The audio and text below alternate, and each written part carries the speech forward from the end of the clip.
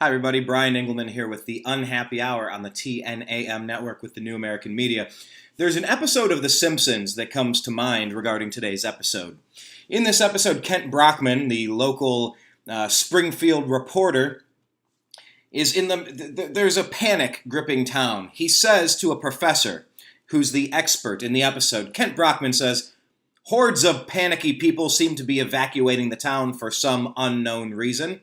Professor, without knowing precisely what the danger is, would you say that it's time for our viewers to crack each other's heads open and feast on the goo inside?"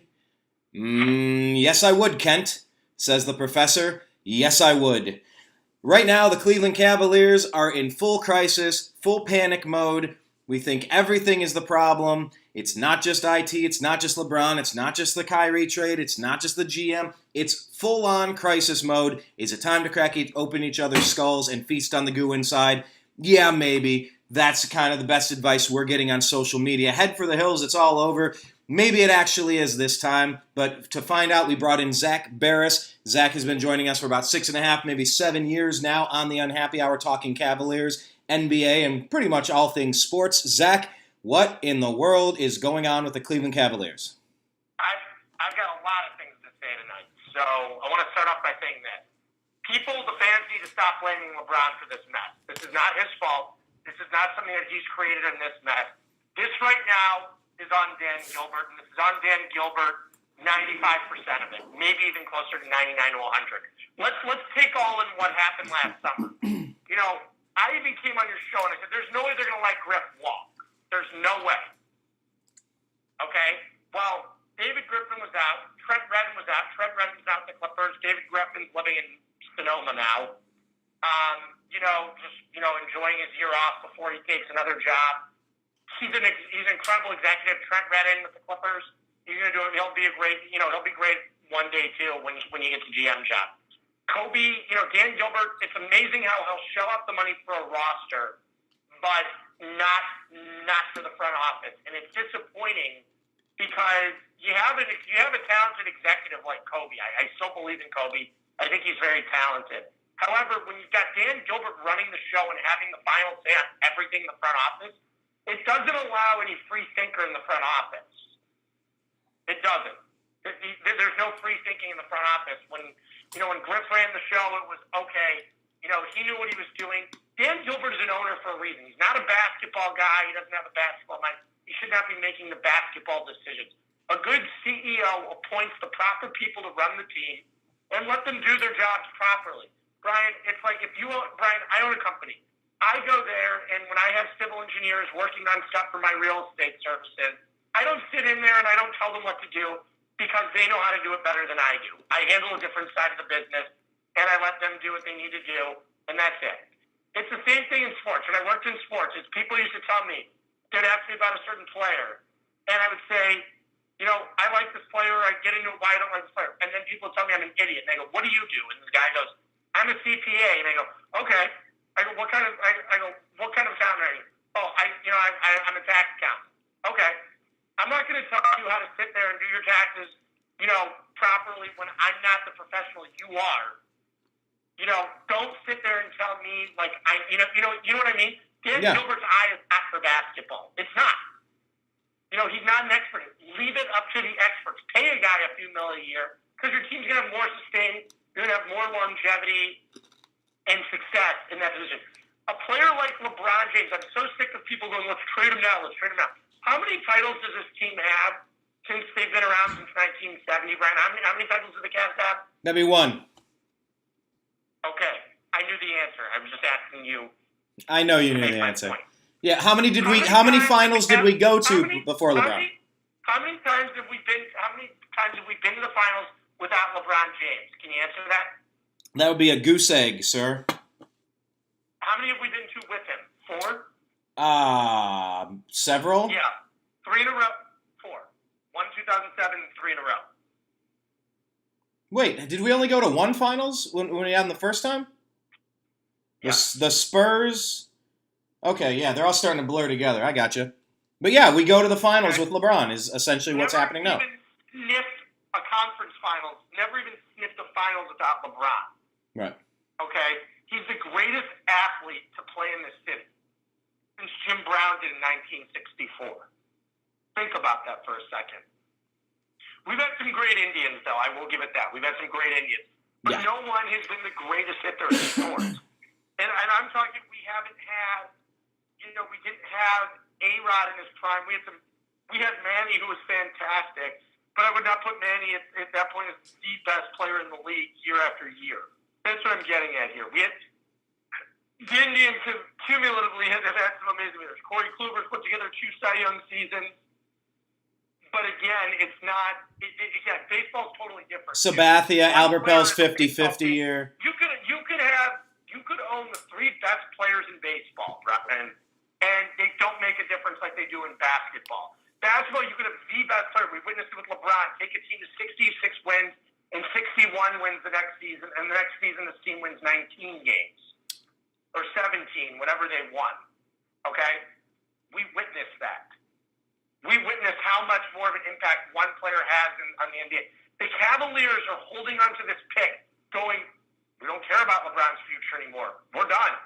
When in essence, if they trading the Kyrie pick, they made a panic move with the Isaiah Thomas when they realized his injury was worse. At first, I was looking at it going, if Isaiah Thomas is healthy, this is a very good trade for the Cavs because you're getting a second-team All-NBA player if he's healthy. You're getting a top 5, top 6 pick, and you're getting Jay Crowder. Well, what have we learned? Jay Crowder's merely just a system player in Boston. Isaiah Thomas looks like he has nothing left in the tank. And that pick could wind up being a bust. It could wind up being a superstar. It could wind up landing DeAndre Ayton from Arizona. It could wind up Trae Young from Oklahoma. You just don't know. And what I'm getting at here is none of those players will be as good as LeBron James. LeBron James is a once-in-a-generation player. We're talking about the greatest player of all time. And the Cavaliers not willing to take the risk to win a title. We will never be in this situation again. Take the risk now and just do it. Okay, hold on. Let me respond to that real quick. No, hold on. Pause right there for a second because there is no commitment that Bron's even staying. That makes it a little tricky. No. Well, that's because Dan Gilbert put us in a really bad situation. Originally, when LeBron came home 4 years ago, he was coming home to retire in Cleveland. Gilbert has get up so badly that you now have LeBron going, I don't even want to be here next year because I can't be with Dan Gilbert. He's impossible to play for. He makes rash decisions. He fires people like they're, like it's water running through a sink. There's nothing with him. It's just, let's fire the coach today. Let's fire the GM tomorrow. It's look who's come to play here in the last 4 years that we'd have never had on this roster.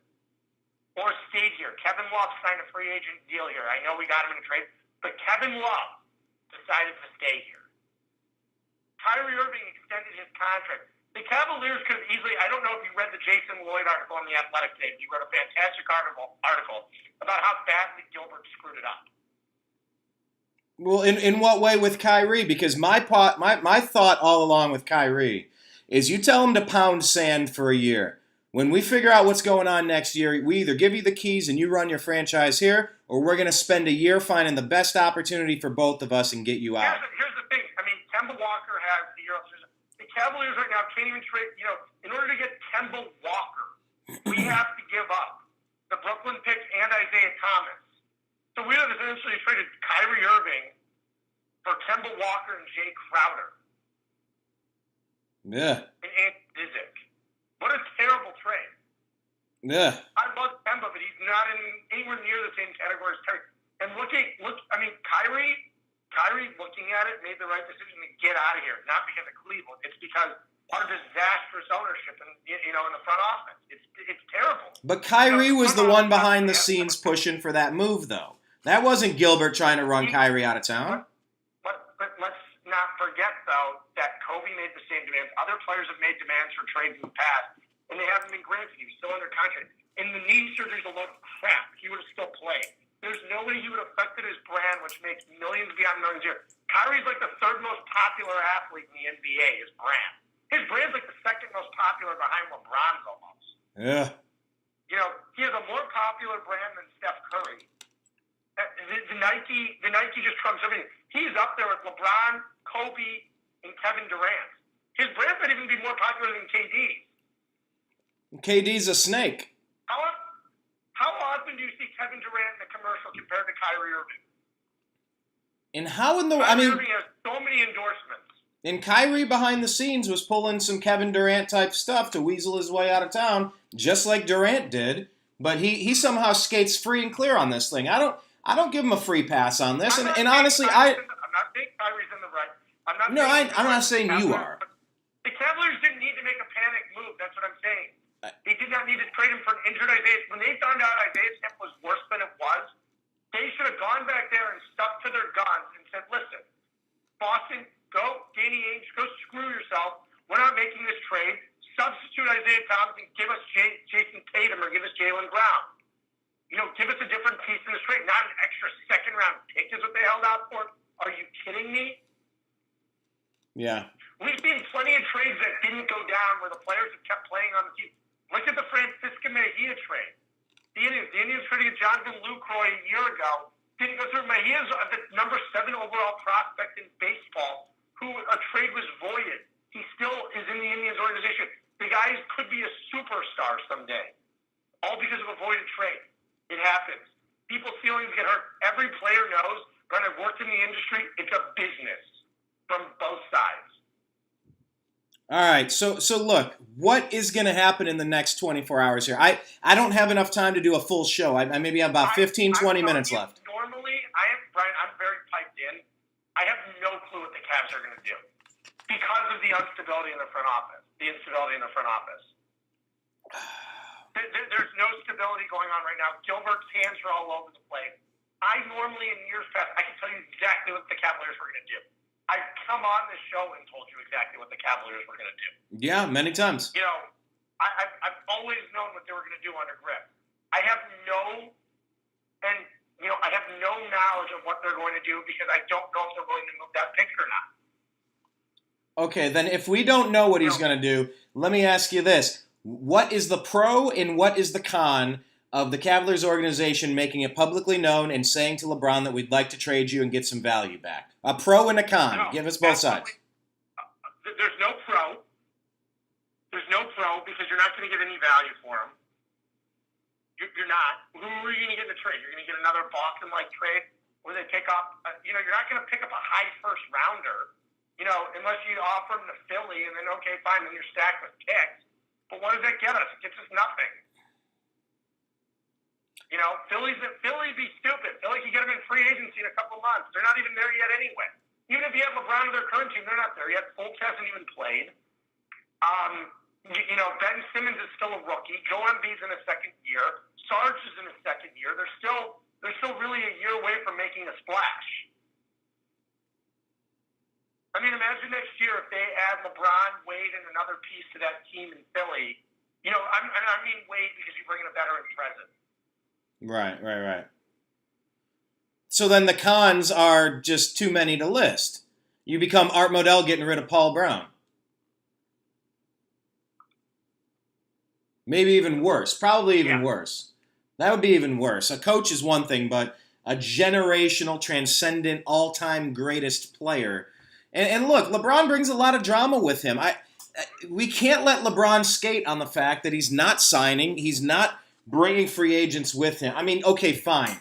Dwayne Wade came with him. I will grant that. There were some other pickups that we got, the Corver, some salary dumps. I understand that. But I don't know, just giving LeBron a free pass here, how LeBron was not able to work it out with Kyrie, part of that's got to fall on his shoulders. He tried to, though. If you read the Jason Lloyd article, it says that he tried to. Well, did it say how he tried, what he tried, what was the gist of it? It was saying how he tried, and it was that he never even got the opportunity. He knew he could repair the relationship. He told the Cavaliers not to trade Kyrie Irving. He could repair the relationship between he and Kyrie, let him come to camp, and he would take care of it and repair it. And the Cavaliers didn't want to do that, and they didn't do it. They really took LeBron for granted this season. Gilbert thought he could control everything, didn't want to get bitten in the ass again. However, you just took the best player in NBA history, and you basically said, screw you, we're done with you, we're doing this on our own terms now. The Cavaliers, this is like if this is like when Art Modell did with Jim Brown. Art Modell said to Jim Brown when he won, Jim Brown was holding on camp to shoot a movie. Art Modell suspended him. What do you know? Jim Brown retired. That's probably a better Browns analogy than Paul Brown's firing. I'll grant you that. It's the strong arm tactic. Coach, and so was Bill Belichick. They were both coaches. I mean, I'm talking like Cleveland has a history of terrible ownership. You look at Modell. Modell fired the two greatest coaches of all time. Oh, that hurts to hear. I mean, you listen. If you ask anyone, the top three coaches of all time are Paul Brown, Vince Lombardi, and Bill Belichick. It's an exclusive group at the top there. So LeBron told the team, I'm gonna sort this out with Kai, and the Cavs are just like, nah, we'll take a 29-year-old Isaiah Thomas coming off of a significant injury in a contract season and a draft pick and a role player. Mm-hmm. Instead of the guy that hit the game-winning shot, the most clutch shot in NBA history. Yeah. But you still think Kobe Altman has skills. That doesn't make any sense. It didn't make sense at the time. No, I'm not blaming. Kobe doesn't have the say, Brian. He was hired and told to deal him. Yes, he's essentially a puppet. Yeah. And so Gilbert just wants yes men while he plays GM, which is why he doesn't value the role of GM. Yes. All right, Brian, I'm posting the article in the Unhappy Hour now. Thank you. Because I can't post the article because it's a paid subscription. So what I'm going to do is I'm just going to create a new post. Okay. What site is it from again? A paid subscription. Yeah, it is The Athletic. The Athletic. Okay. All right. Thank you for posting that. And if, by the way, anybody watching in the Unhappy Hour group on Facebook, thank you so much. Type your questions below. I don't know. Real quick, the questions I'm getting, they're kind of silly because I led with a Simpsons quote. If you were a hot dog, would you eat yourself? That's obviously the Harry Carey reference. Thank you, John. Appreciate that. And then Mike Lococo, just for the fun of it, Zach, Burtman's or Stadium Mustard? Stadium. Oh, no, it's Burtman's. Burtman's all the way. Okay, see, I'm going to go with Stadium Mustard, and we can agree to disagree on that, the name of my other show. You really choose Stadium over Burtman's? Yes, I do. Hands down. Wow. It's just the thing that I've always had around me. Personal preference. This is the original. To some people, yes. And to history, yes. And to a calendar, yes. Honestly, here's the thing. If you give me Stadium Mustard, I'll put it on a hot dog. I'll enjoy it. Yeah. If Burtman, I'll enjoy it as well. Honestly, it doesn't matter to me. Cleveland has the best damn mustard in the country. We have two of the best mustard producers in the country. I'm not going to sit there and go nuts whether I have Stadium or Burtman's. I could eat them both. It doesn't kill me. I love Burtman's. That's what I buy in the grocery store. It's not that I don't like Stadium Mustard. I do like Stadium Mustard. I would buy that as well. I've bought both. Yeah, I have too, and I'm not. When I used to live in LA, I would keep them both in my fridge. I would bring back usually 3 of each. Okay. And I would have 6 months to a year. So trust me, those things got used every time I barbecued. I was using them both. Yeah. I always had both, and Waking Lizard barbecue sauce as well. Nice. Yeah, I would get the packages of like maybe 4 Stadium Mustards at a time, and they would last me for a minute. When I was in Tucson, there was a store. I don't even know. It must have been a Cleveland-owned store because I found in there. It was a little market in a hippie area down by campus at the University of Arizona, and they had Stadium Mustard. They had Ballpark Mustard. They had canned Skyline chili. They had everything. All right, now you're making me hungry. All right, moving right along because check my post. I just posted. Thank you. Go check that out online. It'll be in the Unhappy Hour group. By the way, if you're watching on this camera, it's on Facebook. It's a private group called The Unhappy Hour Sports Show, a support group. Go find it, lock in. If you're watching in this group, go to the YouTube channel and subscribe to The New American Media. Just let me try to hit reset here to get back to the Cavaliers for a second. We started off the season, and people were saying LeBron James was having perhaps the best year of any single player in NBA history. His statistics are through the roof. This might be the deepest Cavaliers team we've ever had. How in the world do we go from such wild extremes that we've seen this season? Are we overblowing any of this? I mean, here's the thing. Don't forget the Cavaliers at one point won 18 of 19. Let's not forget that. I did forget that. Let's not forget that they won 18 of 19 at one point this season. Okay? Then all of a sudden Isaiah Thomas came back and it was over. And that's the only problem here? No, it's more problems accumulating from that. The rotation's bad. Not getting Channing Frye his time in the rotation. Kevin Love's injury now. I mean, they're a disaster. If I'm the Cavaliers, I do whatever I can to pull off a deal. Because all those picks that they traded are protected anyway in the future. They're all protected. Explain what you mean by that. Elaborate. Like they all have like lottery protections or top 5 protections on them, which means if the Cavaliers really do suck, all their picks will be, they'll still have their picks.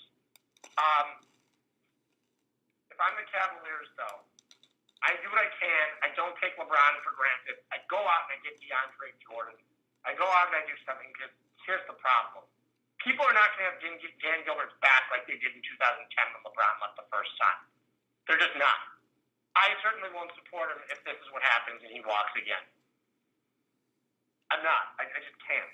Right. I just can't. To lose the best player in league history who came home, repaired his relationship with Dan Gilbert after the letter, everything, did everything right the second time, and you still screw it up? Like, are you kidding me? What was DeMarcus?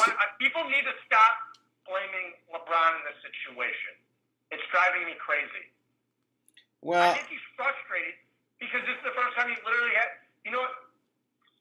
This reminds me of his last year in Miami when there was no say left and Pat Riley was controlling everything. However, Pat Riley at that point thought it was safe. The Cavaliers are walking on the assumption now that LeBron is out because of the way they've handled everything since the summer. They've handled everything poorly. You know what? This is the greatest player in NBA history. Tell the guy what's going on. Inform him. It's not that difficult. I've been in the front office before. When you consult your star players, it's what you're supposed to do. To please them. It's a matter of, I get that they're employees of the team, but they're the ones, without LeBron, Cleveland's not putting asses in the seats without him. There's no Kyrie. Our superstars are gone. Zach, there are so many people in the unhappy hour right now that they can't even watch this team, and they haven't been able to watch them all year. Right. I can't even turn them on anymore because I just don't have it in me. I literally, I'm not going to lie, like, I'll watch a couple minutes a night here and there. I used to watch every game. I just don't have it in me anymore to do it. I'm so disappointed by this team. I'm so disappointed in the front office. I'm like at a loss for words when it comes to typing. And so I posted the article from Jason Lloyd. I highly suggest everybody reads it in the unhappy hour in case it gets taken down. But I highly suggest people read that. It is a great article by Jason Lloyd. And another thing is, too, is people should, if you like that article, he's fantastic. Get a subscription to The Athletic. It is worth every dollar to pay the $5 a month to read something like that. It's a great publication. They've got some of the best writers in the industry working for them. And it's great content. All right, look. How much DeMarcus Cousins, was he ever in the mix before the injury? Anyway, obviously, did that really change our plans with the strategy? New Orleans wasn't going to trade him. Okay, so what? Who else is left besides Kemba Walker? And like you said, DeAndre Jordan. There might be a team that comes to sell. I mean, right now, Tyreke Evans is available. Tyreke Evans is having an incredible season. Having a great year. He's putting up all-star numbers for the Memphis Grizzlies this year, believe it or not. His PER is almost 22. He's having an all-star season. Okay. But the Cavaliers are reluctant to trade anything. I don't even know if they'll trade their own first-round pick. I mean, I want to get Shumpert out the door immediately and get him in here. The Cavaliers have a lot of bad contracts that they signed, the Shumpert deal. But normally those are movable pieces that they would have always been able to shed. And this year they can't shed anything. Why is that, particularly this year? Just because everything just mounted this year. I mean, JR has just been, without having Kyrie in there, without really having a starting point guard, JR has been horrendous. Shumpert was terrible. Jay Crowder has been just awful. Crowder's supposed to be this 3-and-D guy who's supposed to come in here and, and really, really make his mark, and he just has not been able to do it. All right, so Tyreek Evans, Kemba Walker, DeAndre Jordan, any other names to kind of keep an eye on if the Cavs decide to change their course? I mean, again, we saw Blake Griffin moved, which was not expected. I still don't understand that move from Detroit then. But I think you could possibly see, I think you could possibly see the Clippers flip some of their assets coming up. I could see that happening. I could see them flipping flipping Lou Williams. They could be flipping Tobias Harris, even who they just acquired. I really don't know. This is tough because the deadline's so early this year. Teams, you're not even able to get a possible read. I think the Bulls will be shedding more salaries. They're going to try. They already got rid of Mirotic. I'd like to see, I wonder if the Bulls trade Bobby Portis, too, to see if he's available. He's had another phenomenal season. He's young. If I'm the Cavs, I would try to make a move to get Bobby Portis, but I don't think they're going to be able to. Oh, it's you're painting a bleak picture. Brian, it's bleak. I'm just being honest at this point. I'm usually very positive about the Cavs. I just can't be right now. There's nothing positive coming out of this organization right now that says otherwise. I wish I had some positive news to give you and, be the voice like I've always been on the show, calming everybody down, but I can't do it. I've always been able to calm people down on the show when people were panicking over, different things on the show, going, well, 2 years ago, we'll be just fine. We'll be just fine. They won the finals. And then it was, last year, okay, they're struggling. They traded Dunleavy for Korver. Okay, they're fine. They weren't perfect. They had their holes last year. Because here's the thing. They just won the championship. They didn't have any salary cap, and they're way above the luxury tax. And Golden State went out, a 73-win team who we beat at the buzzer, with 10 seconds left, went and added Kevin Durant. There's really nothing we could do. We were still the second best team in the NBA. We were the only team that beat them in a playoff game. All right, yeah. And the Cavaliers, if they killed the Game 3 win, it would have been a totally different series, but they couldn't. Tough finals last year. It was difficult, and there was nothing we could do other than watch it last year. It was, you just knew Golden State was so much better than they were a year before. All right. That was the problem. There was nothing we could do about it. All right. Enough of the Cavs. I got you for another couple minutes, about 5 minutes, and I got to bounce. Moving around the league, any thoughts on the Lakers being fined again for tampering with Magic Johnson and Giannis Antetokounmpo? What Magic Johnson said, that you're just not allowed to even talk about other players publicly. What Magic said, I have no problem with that. And I normally want to jump on his ass if he said something. He did not say anything wrong. All he said was, I hope he's going to bring that team a title someday. That's all he said. He said he's a great young player. He's going to bring that team a title someday. He didn't say, he's going to be an LA Laker in a couple of years. That's not what he said. He didn't say anything along those lines. It's a little weird that they're coming down so hard then, especially when, I don't know. Because he's been through it. I think had he not been, I think if this never happened before, they wouldn't have done anything. But the thing is, the Lakers have already been in trouble with tampering a couple times, which is why the league did it. Yeah, all right. Well, I guess it's like the Draymond Green thing. It's like when you develop a track record for certain things, people are hyper vigilant to go to it in the future, I suppose. All right, real quick, unless you have anything else to talk about with basketball, I want to maybe get your thoughts on the Super Bowl. The Super Bowl is a great game. It could not have been happier for a guy. I sat next to Nick Foles in my African American Studies class my junior year of college. I love Nick. He's a great guy. Couldn't have happened to a better guy. And he's a great system fit in Philadelphia. We witnessed that. Doug Peterson is a fabulous coach. They're going to win another Super Bowl. I'd be shocked if Philly doesn't win a Super Bowl in the next 5 years. With having Carson Wentz and having a ton of young talent, that's how you build through the draft, through trades and free agency properly. Howie Roseman, Executive of the Year. I thought it was one of the best Super Bowls I've ever watched. I'm very happy, though, to see the Patriots lose. It was more, I'm happy for the Eagles. I'm happy for the city of Philadelphia. Philadelphia's had its track record in sports, kind of like Cleveland. It's been a long time for them since they had won. The Phillies had won in 2009, I believe it was, and that broke their curse. And it's just, I'm happy for Philly. I really am. I'm happy for the Philadelphia fans as well. I think they're acting like fools out in the streets.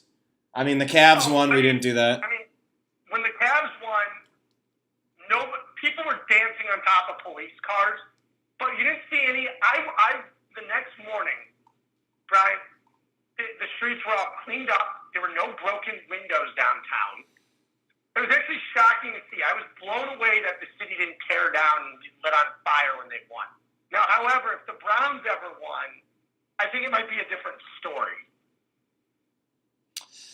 When the Browns win. How it would go. What? When the Browns win. Not if, when. I like to think positive. Yeah, 2,138. My cryogenically frozen head in my virtual reality world will get to witness that and enjoy it, I suppose. You're going to be a cyborg, Brian? Will I live forever? Well, I don't know. People say that this journey is actually the dream and that the afterlife is the real life. Who knows?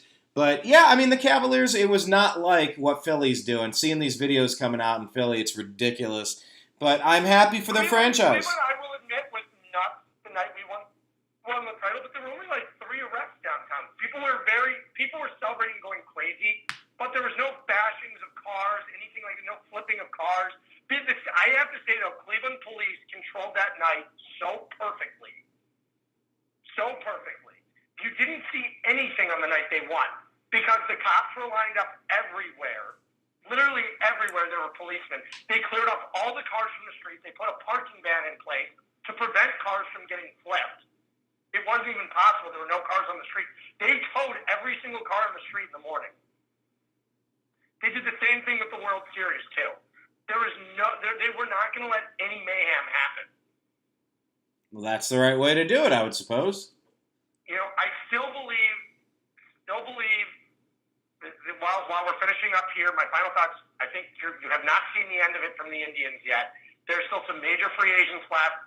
The Indians are going to do something. I don't know what it's going to be, but they're going to make a splash doing something. Either a big trade or you're going to see something happen soon.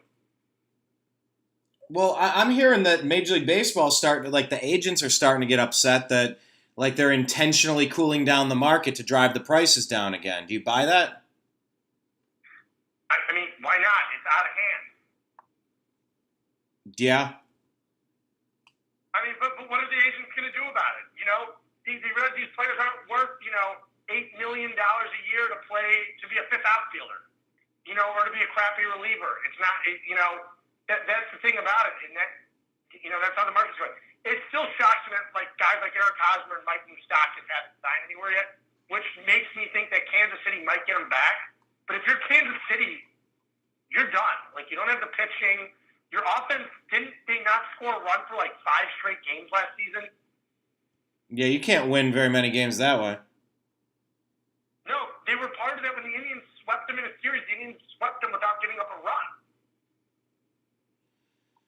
So, I had this conversation in the past week with 2 different people, wondering if the Yankees now bringing in Stanton from Miami, and with the Indians losing Carlos Santana, losing Jay Bruce. Don't forget, Yonder Alonso was an all-star last year, and Jay Bruce was there when Brantley and Chisenhall got hurt. Let's not forget that. We never had the whole lineup intact after we got Jay Bruce. Here's what I'm getting at. They're still going to trade for a guy like a Manny Machado, or they're going to go out and sign someone. Just watch. They're not done. Well, I hope. When healthy, they have the best starting rotation in baseball. Take a look at it. Take a look at the rotation. When you've got Kluber as your number 1, you've got Carrasco as your number 2, you've got Bauer, Salazar, and Clevenger as your top 5. You're talking all 5 of those guys have the potential to strike out 200-plus batters this year with ease. All 5 of them. And their lineup is still very tough. Yonder Alonso was an all-star last year. Let's not forget that. He was an all-star. Well, I hope our window's still open, man. This team with its pitching. Their window, don't forget, they have the team that has, I believe it's 3 top prospects in the top 50 that are, don't forget, you have the number 1 catching prospect in baseball who's playing third base right now because we have such a logjam at catcher. Okay, now he is going to be on the big league roster this year. He made it in September last year. He will be up at some point soon. If he's not the everyday starting third base in April, which he won't be, that's why I think they're trying so hard to trade Kipnis. Because don't forget, Mahia's bat, Mahia projects as a 330 hitter, 320 hitter. He projects as a guy who can win a batting title, who can hit 15 to 20 home runs a year as well. He's essentially Buster Posey. Adding a guy like that and having a guy with Lindor and Ramirez in your infield, and don't forget you saw that one in Encarnacion. Don't forget Zimmer will be a year older. You still, you have a lot of really good young talent, and you still have a pitcher like Justice Sheffield in your system too. I'm sorry, Tristan McKenzie. You traded Justice Sheffield. You have Tristan McKenzie. And Tristan McKenzie's lights out. Is this the last year for Andrew Miller? I'm just starting to put the pieces together, thinking about this window thing. I mean, he's a free agent. Here's the thing: someone might come and offer him 3 years, $45 million for a 34-year-old pitcher. If the Indians aren't going to match that, don't forget though. But you have other power arms in your minor league system. The Indians are so loaded on pitchers. You can convert some of those starters and some of your power arms to relievers. That's what relief. Don't forget, Andrew Miller was a top flight pick. He was the highest paid player in the draft when he was drafted. He was a top slotted pitcher, but he went down to the Tigers. His teams in front didn't want to pay him. He struggled mightily.